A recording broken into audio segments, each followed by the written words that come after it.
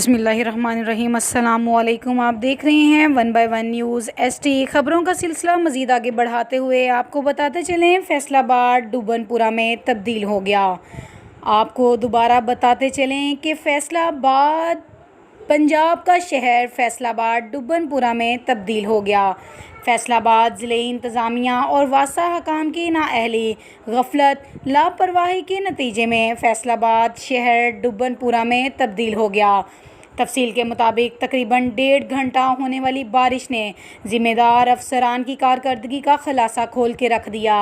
Jamia Chishtia road, Iqbal stadium, hockey stadium, तफरीह गाहों समेत अलमासूम टाउन, अब्दुल्लापुर में Gulfisha colony, Nematabad, Jhang road, Samanabad, Madina town, Susan road, lorry अड्डा, चिबा road, Nishatabad, Ghulam Mohammadabad, Razabad, people colony, D ground, Jhal, Saeed colony, Warispura, Batala colony और दीगर इलाके दरियाए गंद का मुजाहरा पेश करने लगे। डीसी मोहम्मद अली और AC city Syed Ayub Bukhari Faisalabad Iqbal stadium में दरियाए गंद का मुआयना कर रहे हैं।